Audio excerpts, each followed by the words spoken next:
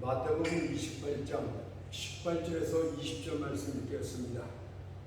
예수께서 나와 일러 가라사대 하늘과 땅의 모든 권세를 내게 주셨으니 그러므로 너희는 가서 모든 족속으로 제자를 삼아 아버지와 아들과 성령의 이름으로 세례를 주고 내가 너희에게 분부한 모든 것을 가르쳐 지키게 하라.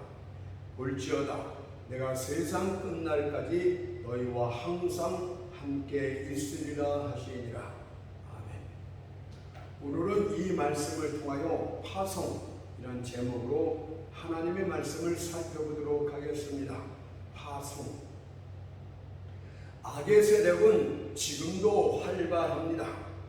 우리가 잠들지라도 사단은 결코 잠들지 않습니다.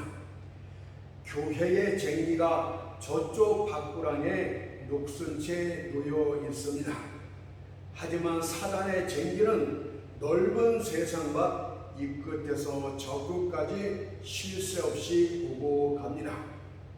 여러분은 그것 보기가 부끄럽지 않습니까? 나이아가라 폭포에서 많은 양의 물들이 떨어지듯이 수많은 영혼들이 멸망으로 떨어지고 있습니다. 우리에게는 불타는 지옥, 도배서로부터 들려오는 비명소리들이 우리에게 들려옵니다. 그런데도 우리가 가만히 있었어야 되겠습니까? 수많은 사람들이 사망의 음침한 골짜기에 앉아 있는데 우리가 팔짱 막히고 있었어야 되겠습니까? 만일 그렇다면 우리는 얼마나 단단한 창자를 가진 자들입니까? 여러분들의 눈을 들어 십자가 높이 달리신 주님을 바라보십시오. 머리엔 가시면례관을 쓰셨고 손과 발은 십자가에 못 박히셨으며 옆구리엔 창에 깊이 찔린 그분을 바라보십시오. 과연 그분께서 누구를 위해 죽으셨단 말입니까? 로마서 5장 8절에서 그리스도께서 우리를 위하여 죽으심으로 이렇게 말씀하고 있지 않습니까? 그렇다면 우리는 도대체 어떤 존재란 말입니까? 도대체 우리가 어떤 존재이기에 그리스도께서 여러분들을 위해 죽으셨단 말입니까? 우리는 먼지보다 못한 하찮은 존재들입니다. 우리는 하늘을 향해 주먹질을 휘두르는 반역적인 존재들입니다. 우리는 그냥 발로 확 밟아버리고 싶은 징그러운 벌레 같은 존재들입니다. 그럼에도 불구하고 주님께서는 우리를 위하여 대속의 피를 흘려주셨습니다. 도대체 그분께서는 왜 그렇게 하신 것입니까? 하찮은 존재요, 반역적인 존재요, 더럽게까지 한 우리를 위해서 왜 십자가에 달려 죽으셨단 말입니까? 그 이유는 단 한 가지, 우리를 사랑하셨기 때문이라고 합니다. 만사에는 절정이 있는 법인데 사랑의 절정은 사랑하는 자를 위하여 죽는 것입니다. 사랑의 친구를 위해 자기 목숨을 버리면 이에서 더 큰 사랑이 없습니다. 더 이상의 자기 부인은 없는 것입니다. 주님께서는 수많은 자기 부인을 통하여 우리를 향한 자신의 사랑을 보여주셨습니다. 하지만 그가 우리를 위해서 자신의 생명을 내어버렸을 땐 그것은 그의 사랑의 가장 확실한 증거였습니다. 그래서 사도 요한은 요한일서 3장 16절에서 그가 우리를 위하여 목숨을 버리셨으니 우리가 이로써 사랑을 알고 라고 말씀하고 있는 것 아닙니까? 그런데 어떻게 우리가 그분을 잊을 수 있단 말입니까? 어떻게 그분의 상처를 보고도 주의 영혼에 대해서 무관심할 수 있단 말입니까? 만일 그랬다면 불신자들이 우리를 향해서 위선자라 말한다 할지라도 그리 잘못된 일은 아닌 줄로 믿습니다. 우리는 그분의 사랑을 한없이 받은 자입니다. 그렇다면 그 사랑을 다른 이들에게 전해야 되는 것 아닙니까? 요한일서 3장 16절 후반절 말씀을 보게 되면 이렇게 기록되어 있습니다. 우리가 형제들을 위하여 목숨을 버리는 것이 마땅하니라. 주님께서 우리를 위하여 목숨을 내어놓으셨던 것처럼 우리도 형제들을 위해서 목숨을 버리는 것이 마땅하다고 했습니다. 우리는 주의 사랑을 다른 이들에게 전할 사명이 있습니다. 주님께서 우리에게 세상을 구원하는 자가 되라고 보내셨습니다.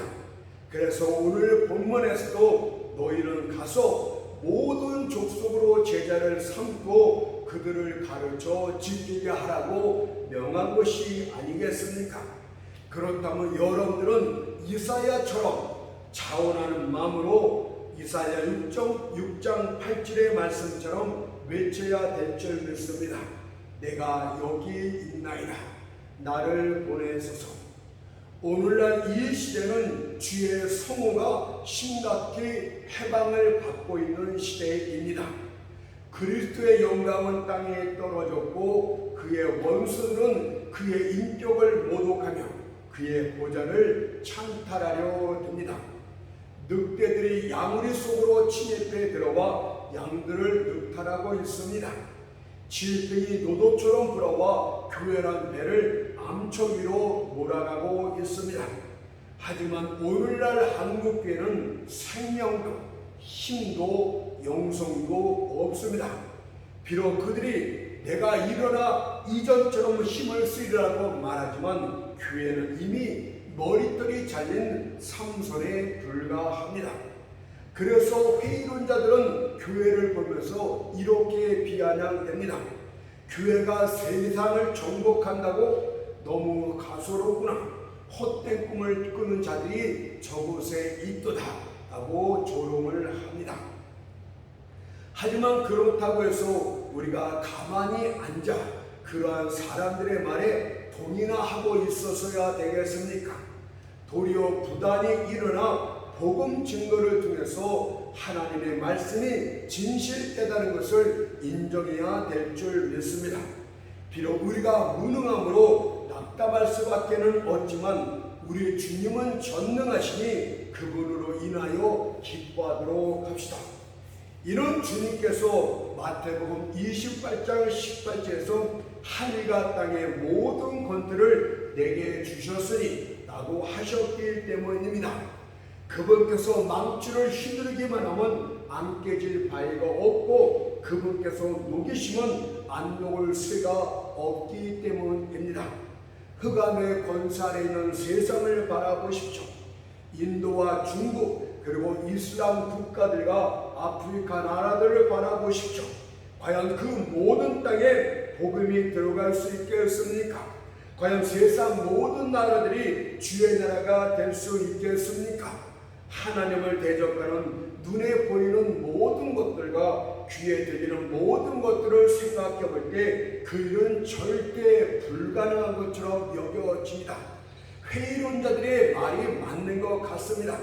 하지만 교회가 주의 권세를 의지하게 된다면 그 일은 능치 못함이 없게 됩니다. 교회의 사업은 거대하지만 주변을 둘러봐도 도와줄 자는 없습니다.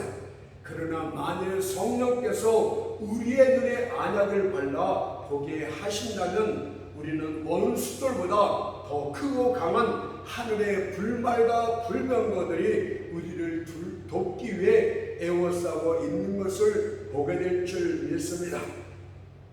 열왕기하 6장 15절 17절을 보도록 하세요. 하나님의 사람의 수종드는 자가 일찍이 일어나서 나가보니 군사와 말과 병거가 성을 에워쌌는지라. 그 사환이 엘리사에게 구하되 아하 내 주여 우리가 어찌하리까? 대답하되 두려워 말라.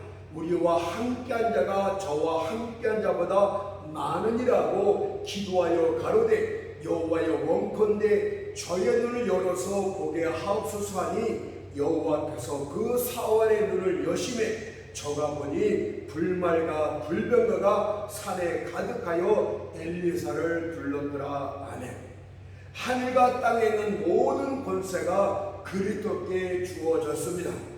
여러분은 이것이 무엇을 의미하며 또 왜 그와 같이 되어야 하는지를 알고 있습니까? 그것은 복음을 전파하는 데 있어서 세상 어떤 나라도 막을 수 없다는 뜻이 됩니다. 과연 모든 권세를 갖고 계신 주님이 함께 하신데 복음을 전하지 못할 나라가, 복음을 전하지 못할 장소가 어디 있다는 말입니까? 세상 왕들이 복음 전파하는 것을 그만이도 합니다. 세상 방백들도 그렇게 합니다. 그러나 과연 모든 권세가 우리 주님께 있는데 누가 감히 교회의 복음 증거를 막을 수 있다는 말입니까? 본문의 모든 권세란 전능하신 권세를 뜻하고 있습니다. 그것은 창조의 권세요, 창조한 것들을 유지하는 권세요, 창조한 것을 다시 파괴하는 권세요, 열고 닫을 수 있는 권세요, 죽이고 살릴 수 있는 권세요, 모든 것을 자기 뜻대로 할 수 있는 권세입니다. 따라서 시온에 따른 세상 어느 곳에나 갈 권리가 있습니다.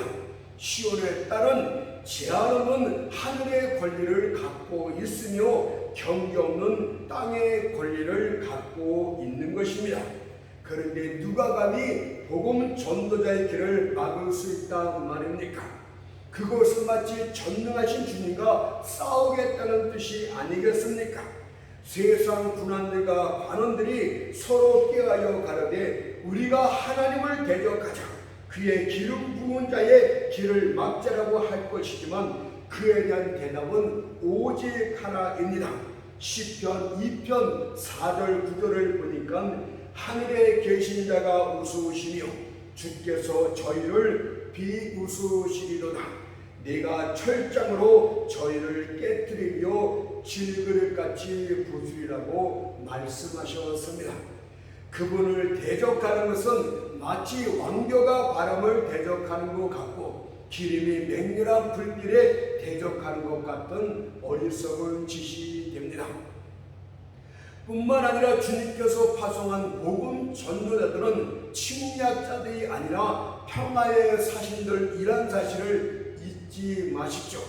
그래서 에베소 6장 15절에선 평안의 복음이라고 말씀하고 있는 것이고, 우리 주님에 대해서는 이사야 9장 6절에서 평강의 왕이라고 말씀하고 있는 것입니다. 복음은 평안입니다. 평화입니다. 하나님과 우리의 원수됐던 관계를 무너뜨리는 평강을 전하는 것입니다.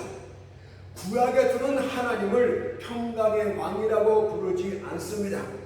구약의 하나님은 전쟁의 하나님이요 만군의 여호와라고 말씀을 합니다. 그래서 시편을 보게 되면 자주 그분께 대하여 이렇게 말합니다. 시편 24편 8절에서는 강하고 능한 여호와시로 전쟁에 능한 여호와시로라고 말씀하기도 하고, 시편 135편 10절에서는 저가 많은 나라를 치시고 강한 왕들을 죽이셨나니 라고 말하기도 합니다. 하지만 지금의 우리들은 더 이상 그분을 만군의 여호와라고 하지 않고 평강의 하나님이라고 부릅니다. 이는 예수 그리스도로 말미암아 하나님과 사람 사이에 화평의 관계가 이루어졌기 때문입니다. 먼저 그리스도의 탄생이 화평 그 자체였습니다. 죄가 하나님과 사람 사이를 갈라놓았지만 성육신 그 자체는 갈라진 사이에 다리를 놓는 속죄계의 전주복이 되는 것입니다. 그때부터 하나님께서는 사람들을 내려다 보실 때마다 자신의 친아들이 사람이 되셨음을 기억하십니다. 바로 그날 그때부터 하나님께서는 죄인들을 보실 때 비록 그 분노가 활활 타오른다 할지라도 죄인의 자리에 대신선 자신의 아들을 보시고 죄인의 심판을 참아 주십니다. 그래서 구세주의 탄생을 전했던 천사는 그것이 우리에게 큰 기쁨이 된다고 말했습니다. 누가복음 2장 10절 11절을 보세요. 천사가 이르되 무서워 말라. 보라, 내가 온 백성에게 미칠 큰 기쁨의 소식을 너희에게 전하노라. 오늘날 다윗의 동네에 너희를 위하여 구주가 나셨으니 곧 그리스도시니라. 그래서 허다한 하늘의 천군 천사들이 내려와서 구세주의 탄생을 이렇게 노래합니다. 누가복음 2장 14절에 보니까 땅에서는 기뻐하심을 입은 사람들 중에 평안하다. 예수 그리스도가 사람의 아들로 오신 것은 이제 하나님께서 우리들에게 평강을 외치고 있는 것이고 평강을 약속하고 계신 것입니다. 아기 예수의 누이신 구유를 보십시오. 그것은 평화 조약의 체결 장소가 아닙니까? 용서받은 죄인과 용서하시는 하나님 사이에 맺어진 평화 조약이 성육신 그 자체가 되겠습니다.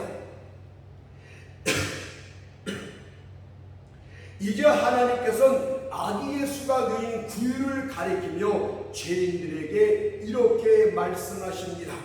죄인들아, 저것은 내가 너희들에게 선한 뜻을 가지겠다는 뜻이니라. 내 사랑하는 독생자를 사람의 아들로 보낸 것은 내가 너희를 사랑한다는 뜻이니라고 말씀하고 계십니다. 그것을 요한일서 4장 10절에서 이렇게 말합니다. 사랑은 여기 있으니 우리가 하나님을 사랑한 것이 아니오 오직 하나님이 우리를 사랑하사 우리 죄를 위하여 화목제로 그 아들을 보내셨습니다. 그러나 속죄제의 완성은 성육신이 아니라 십자가의 죽으심에 있습니다. 죄인들은 유죄이고 따라서 시험을 당함이 마땅합니다. 하지만 하나님께서는 우리의 형벌을 대신 담당할 대속자로서 자신의 아들을 택하셨습니다. 구세주 예수께서는 이런 하나님의 뜻에 자발적으로 순종하셨고 이를 위하여 인간의 본성을 취하시고 율법 아래로 오셨습니다. 우리들의 죄를 대속하시기 위해서 대신 하나님의 진노를 받기 위하여서 그분은 율법 아래 내려오셔서 화목자가 되시기로 하신 것입니다. 시편 40편 7절 8절을 보세요. 그때 내가 말하기를 내가 왔나이다. 나를 가리켜 기록한 것이 두루마리 책에 있나이다. 구약의 모든 말씀들이 예수 그리스도의 탄생을 예언했다는 뜻이 아니겠습니까? 나의 하나님이여, 내가 주의 뜻 행하기를 즐기오니 하나님의 뜻이 나를 대속자로 세우셨으니 내가 기쁘게 그 뜻을 이루기 위해 이 땅에 율법 아래 왔나이다 하고 고백한 것 아닙니까? 여호와께서는 자신의 주권적인 행위를 통해서 우리 모두의 죄를 그에게 담당시키셨습니다. 이사야 53장 1절이 그것입니다.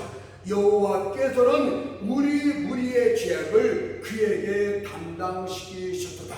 그분은 절대 주권자이기 때문에 그렇게 할 수 있는 권위가 있고 권능이 있는 것입니다. 나무에 달려 친히 자신의 몸으로 온 인류의 죄를 담당하셨던 그분을 바라보십시오. 그분의 몸에는 5군데의 상처들은 그가 어떤 고난을 당하셨는지를 알려주고 있는 것입니다. 그가 나의 하나님 어찌하여 나를 버리셨는가라는 절규는 그가 희생 제물로서 죄인의 자리에 섰을 때 얼마나 큰 슬픔과 고통을 겪었는지를 보여주고 있는 것입니다. 갈라디아서 3장 13절에 보세요. 그리스도께서 우리를 위하여 저주를 받은 바 되사 율법의 저주에서 우리를 속량하셨으니 기록된 바 나무에 달린 자마다 저주 아래 있는 자라 하였습니다. 참된 화평은 공의와 모순이 되지 않는 화평입니다. 만일 하나님께서 대속과 무관하게 우리의 죄를 그냥 눈 감아주시고 용서해 주셨다면 우리의 양심은 만족할 수가 없습니다. 우리가 지은 죄를 완전히 속량하고 공의로서 심판하지 않고 그냥 용서해 줬다면 우리 양심은 늘상 불쌍합니다. 불안할 수밖에 없는 것입니다. 만일 그랬을 것 같으면 우리는 다음과 같은 저항에 부닥치게 될 것입니다. 과연 하나님의 공의가 어디 있단 말인가? 과연 하나님의 율법이 옹호된 증거가 어디 있단 말입니까? 과연 하나님의 의로운 통치가 가능한 것인가? 이런 저항에 부닥치게 될 것입니다. 하지만 하나님과 우리 사이의 활동은 하나님이 그냥 한 것이 아니라 그 우리의 죄악을 모두 탕감하는 공의가 이루어진 가운데서 화평이 이루어졌습니다.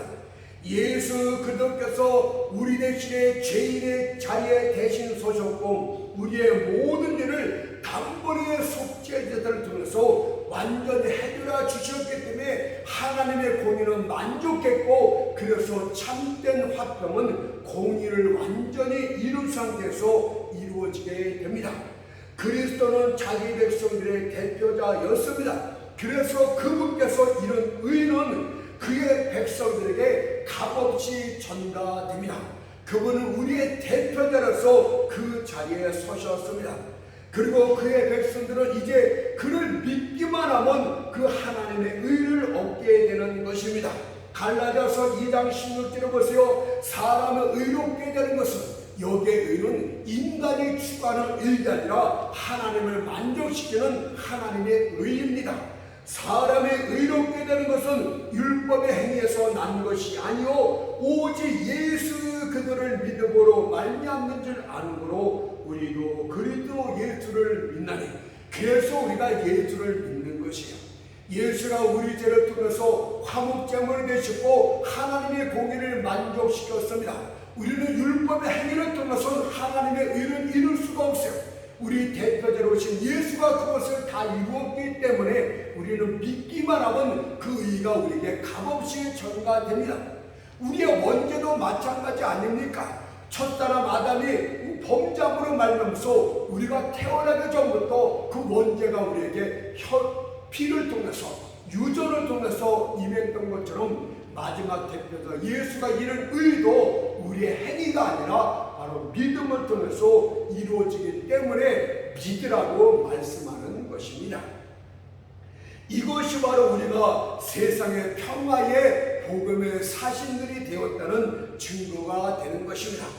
복음이라는 것은 예수의 속죄피를 통해서 완전히 제 용서가 이루어졌다는 것을 선포하는 것입니다.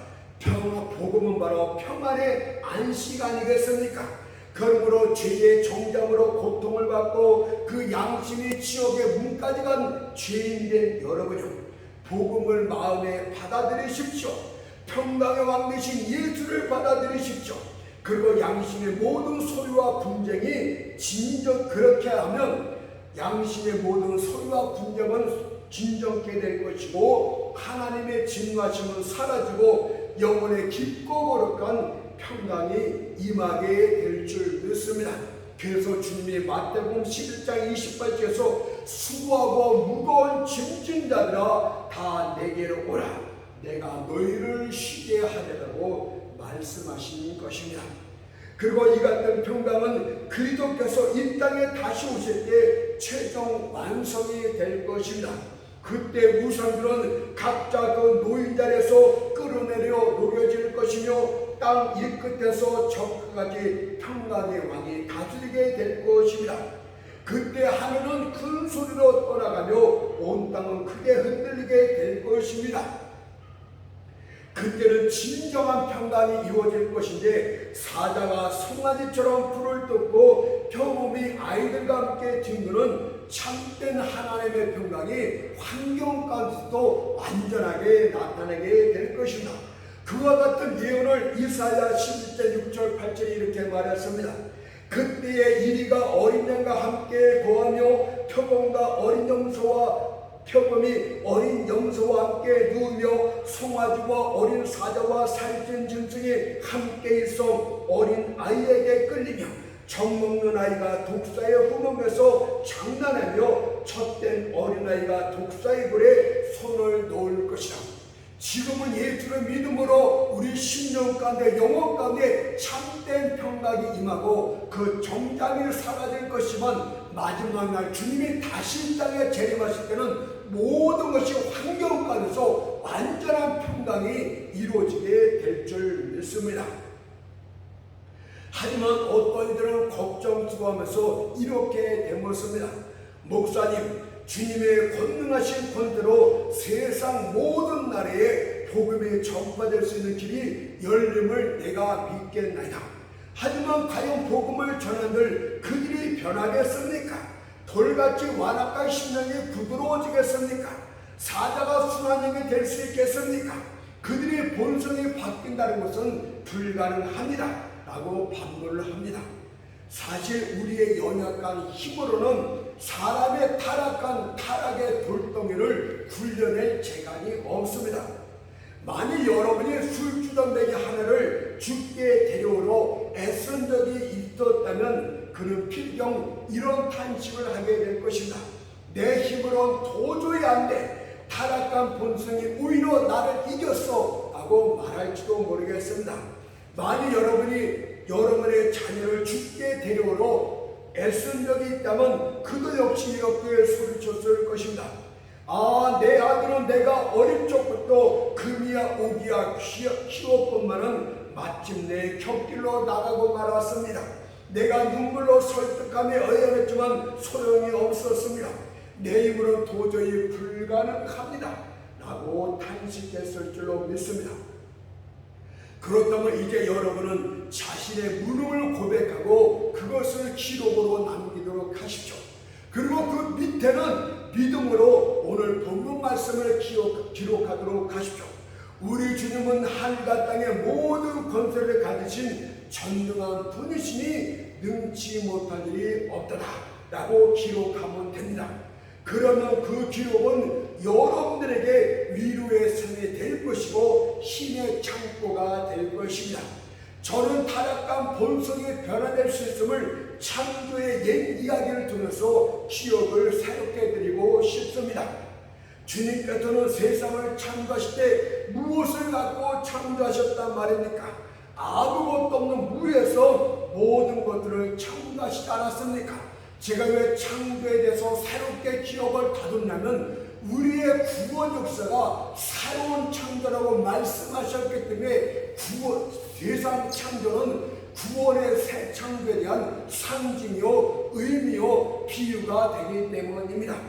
그분께서 또한 창조하실 때 누구의 도움을 받았단 말입니까? 그분께서 홀로 그 모든 일을 행하셨습니다. 또한 그분께서 창조하실 땐 어떤 도구가 필요했습니까? 대장장이가 자신의 일을 행할 때는 망치와 모루가 필요합니다. 하지만 그분께서 말씀으로 모든 만물을 창조하셨습니다. 시편 33편 6절을 보세요. 여호와께서 말씀으로 하늘이 지음이 되었으며 그 만상이 그 입기운으로 이루었더라.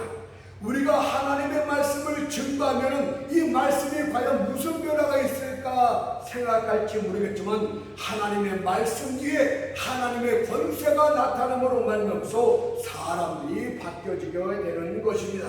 땅에 혼돈하며 흑암의 깊음에 있지만은 그분께서 말씀으로 모든 것을 창조하십니다. 따라서 죄인들의 타락한 본능에 대해서도 걱정할 필요가 전혀 없습니다. 모든 것들을 가지신 그분께서 말씀하시기만 하면 죄인의 혼탁한 마음에도 질소가 잡힐 것이고 흑암한 심령에도 빛이 비추게 될 것이며 선한 것이라곤 하나도 없는 그의 본성에 새 마음과 새 영이 창조되게 될 것입니다. 그래서 에스겔 36장 26절 말씀 보니까 또 새 영을 너희 속에 두고 새 마음을 너희에게 주되 하나님이 그 마음을 새롭게 주신다고 말씀하고 있습니다. 또한 그리스도 안에선 새로운 죄인들을 새로운 피조물이 되었다고 말씀을 합니다. 고린도서 5장 10절을 보세요. 그런즉 누구든지 그리스도 안에 있으면 새로운 피조물이라 이전 것은 지나갔으니 보라 새 것이 되었더라. 그러므로 여러분들 오늘 하늘과 땅의 모든 권세를 내게 주셨더니 이 말씀을 붙들도록 하소. 이 말씀을 붙들면 세상 어느 곳에 나가서도 복음을 증거할 수 있습니다. 복음을 방해하는 자가 있습니까? 세상 왕들이 그 길을 저지합니까? 우리 하나님은 전쟁을 일으켜더라도 재앙을 통해서 복음이 그 땅에 전파될 수 있도록 하실 것입니다. 그들의 방백들의 마음을 갑자기 바꿈으로 말미암아서 복음이 전파되게끔 길을 열어주실 것입니다. 그러나 복음이 전파할지라도 사람의 본성이 타락한 본성이 바뀔까 이런 의문을 갖고 있습니까? 주님이 모든 건설에 가졌다는 것은 그 마음 가운데 새로운 창조를 할 수 있다는 뜻이 아니겠습니까? 구원이 새로운 창조듯이 그 마음 가운데 흑암을 물리치지 않고 혼탁한 마음에 질서를 주고 새 마음과 새 영을 주심으로써 그를 새로운 피조물로 만들 수 있기 때문에 우리는 복음을 외쳐야 되는 것입니다. 저는 오늘날 한국교회 실태를 바라보면서 그의 종들을, 그의 신실한 종들을 이방인들이 아닌 타락한 그의 백성들에게 하나님이 보낼 것이라고 확신을 합니다. 지금은 이 한국교회 실태를 볼 때 하나님이 보내는 파송자들은 이방인들보다는 타락하고 부패한 한국교회를 위해서 하나님이 선지자들을 일으킬 것이라고 생각이 듭니다. 하나님께서 에스겔 선지자에게 뭐라고 말씀하셨는가를 보세요. 에스겔 3장 17절에 보니까 인자야 내가 너를 이스라엘 족속의 파수꾼으로 세웠느냐. 그 이방인의 파수꾼이 아니라 이스라엘 족속의 파수꾼으로 세웠다고 합니다. 에스겔 선지자는 목이 곧은 이스라엘 백성들을 돌이키기 위해서 하나님이 세운 파수꾼이요 파송된 선지자입니다. 이사야 선지가 그랬습니다. 에레미야 선지가 그랬습니다. 호세아 선지가 그랬습니다. 구약의 모든 선지자들이 타락한 이스라엘 백성들에 의해서 세워졌고 파산되어졌습니다. 실제로 오늘날에도 마찬가지 아니겠습니까? 하나님의 교회가 부패하고 타락할 때 진실된 하나님의 종들이 나오게 되는 것입니다. 여러분들 오늘날 한국교회는 심각한 지경에 이르고 말았어요. 교회의 지약이 세상 사람들을 능가하고 있습니다. 만일 교회가 이런 상태로 지속된다면 이스라엘이 하나님의 징계를 받아 바벨론에게 짓밟히고 포로로 끌려갔던 것처럼 한국교회도 세상에 짓밟히고 그렇게 될 줄 믿습니다. 파수꾼은 무슨 뜻입니까? 백성들에게 경고를 알리기 위한 자가 아니겠습니까? 높은 망리에서 망을 보다가 적들이 공격하면 즉시 백성들에게 위험을 알리고 경고의 납관을 두는 것처럼 하나님의 파수꾼들 역시도 하나님께로부터 오는 경고들을 그의 백성들에게 바라는 것입니다. 하나님의 교회들이여 지금 깨어서 기도하십시오. 하나님의 진노가 바로 눈앞에 왔습니다 하면서 모든 경고들을 실질적으로 울려 퍼지고 전하는 자가 바로 파수꾼들이고 하나님 오늘날 이 교회에 한국교회에 보낼 파송자들이 되겠습니다. 그런다면 하나님의 백성들에게 경고를 바라면서 그들로 하여금 다시금 하나님을 섬기게 할 수 있는 자는 누구란 말입니까? 바로 에스겔 선지자와 같은 자격을 갖춘 자를 하나님은 파수꾼으로 파송자로 세우십니다. 에스겔은 바벨론으로 추방이 되어서 유대인 포로들과 함께 티그리스 강가 그발 강가에서 살면서 힘들게 고통 가운데서 사역을 했던 자였습니다. 그러나 그는 능력 있는 설교자였음이 틀림이 없습니다. 왜냐하면 그는 성령의 감동을 받아서 메시지를 전했기 때문입니다. 그것을 에스겔 1장 3절에 보니까 여호와의 말씀이 부시 아들 제사장 나 에스겔에게 특별히 임하고 여호와의 권능이 내 위에 있느냐. 에스겔 선지자가 포로로 같이 끌려가려 온갖 고난 중에서 하나님의 복음을 전하고 그의 백성들에게 복음을 외칠 때 어땠습니까? 하나님의 말씀이 에스겔에게 특별하게 임했다고 말합니다. 특별하게 말씀의 사역자이고 여호와의 권능이 그와 함께하고 있었다고 말씀하고 있지 않습니까? 오늘날에도 부패 한국교회에선 하나님의 특별한 말씀이 그에게 임하고 하나님의 권능이 그에게 특별히 임하는 있는 그런 역사가 있는 자들이 바로 하나님의 세운 파수꾼입니다. 그리고 그의 메시지는 어떤 것입니까? 이방인들에게 축제로 돌아오는 메시지가 아니라 임박한 예루살렘의 멸망과 정죄에 대한 경고의 나팔을 외쳤습니다. 그러면 말씀 사역자인 여러분요, 비록 여러분이 오랫동안 고통과 슬픔 속에서 사역해 왔다 할지라도 소망을 갖도록 하십시오. 이런 찬양 받으실 우리 주님께서는 다른 어떤 것보다도 골짜기에서 더욱더 여러분들에게 하나님의 말씀을 계시하시라. 그늘에서 기쁨 속에서 자신을 더 많이 계시하고 더 많이 그분 자신을 알려주고 있다는 사실을 기억한다면 슬픔과 고통과 어려움과 나서 사역하시는 여러분이 진실되게 그 자리를 지키고 나간다면 누구보다도 더 많은 귀한 파수꾼의 역할을 감당할 수 있는 자격과 훈련을 배우게 될 줄 믿습니다.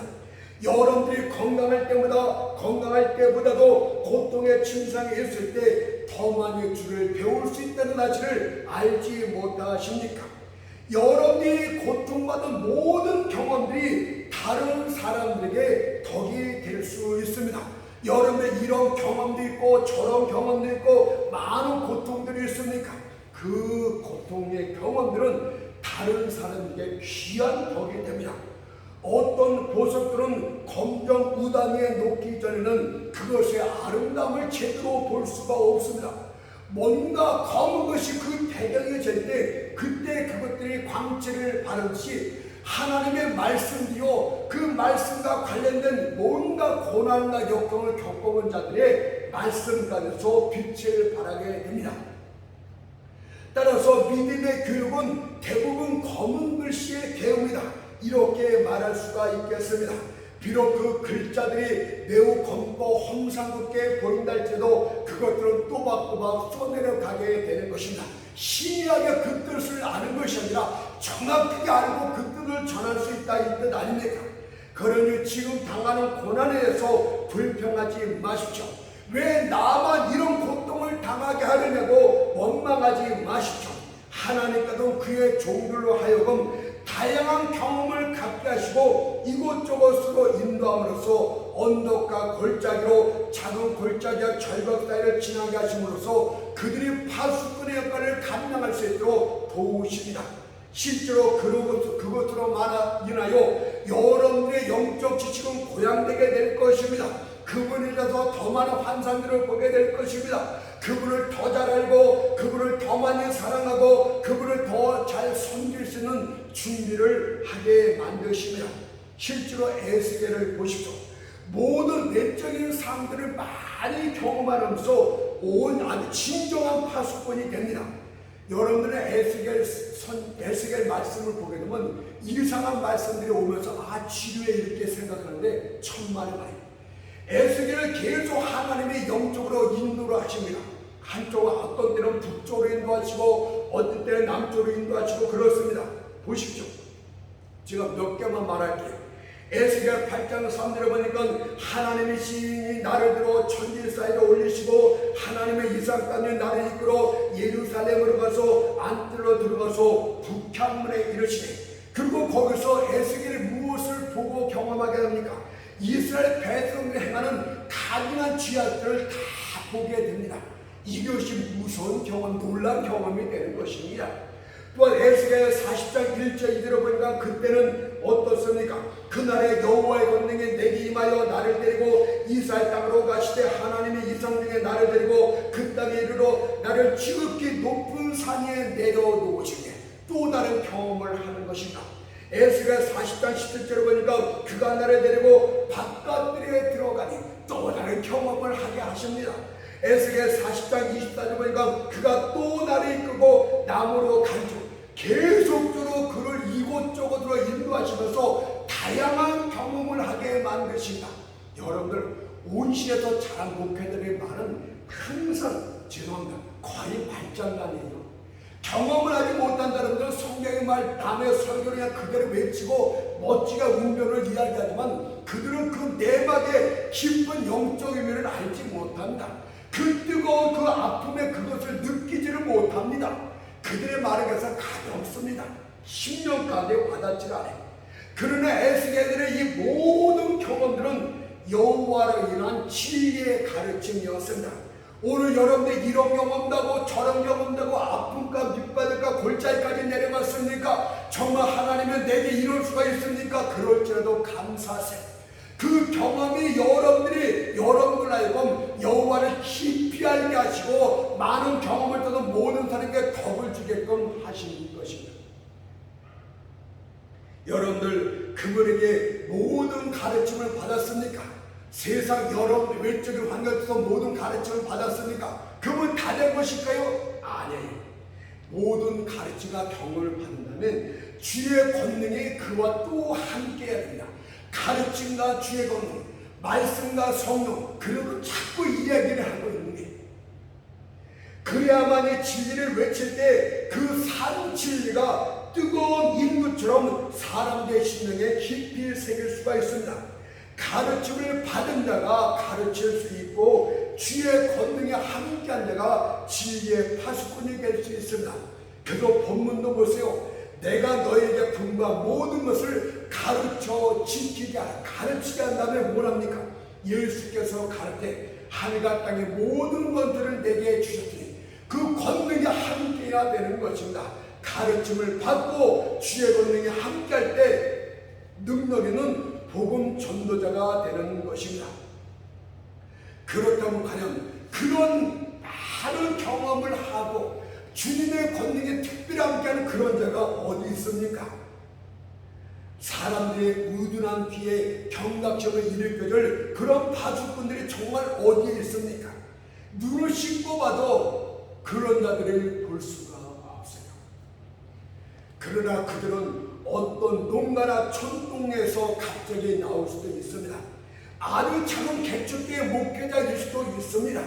그러나 분명한 사실들은 그들의 파수꾼으로 세워질 때 그들은 주님이 준비한 파수꾼이라는 사실을 기억해야 될 줄 믿습니다.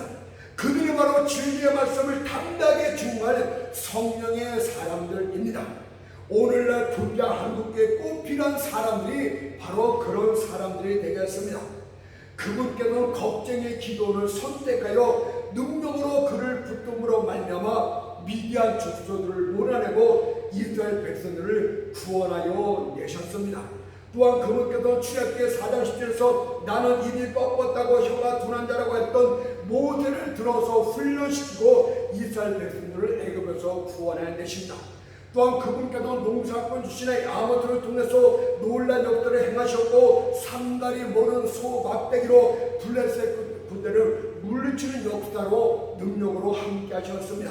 그러니 주의 능력을 제한하지 마십시오. 그분께서 얼마든지 아론의 지팡이 왔던 여러분들에게 메마른 상태의 여러분들에게 꽃이 피고 살구 열매를 맺게 하실 수 있는 능력의 하나님이심을 믿어야 될 줄 믿습니다. 여러분들 오늘 베드로처럼 밤이 맞도록 수고를 했지만 물고기를 한 마리도 잡지 못했습니까? 한 마리 영혼도 잡지 못했습니까? 그러나 여러분이 바닷가를 떠나지 않고 신실하게 복음의 그물을 내리면서 열심히 일했습니까? 때가 되면 주님께서 여러분들을 찾아오실 것이고 다시 한번 깊은 데로 가서 그물을 내리라고 말씀하실 때 그 성공이 있게 될 줄 믿습니다. 누가복음 5장 5절 6절 말씀처럼 선생님 우리들이 밤이 맞도록 수고를 하였을 때 얻은 것이 없지만은 말씀에 의지하여 그물을 내리다고 그리하여 고기를 애우는 것이 심히 많아 그물이 찢어지는지라.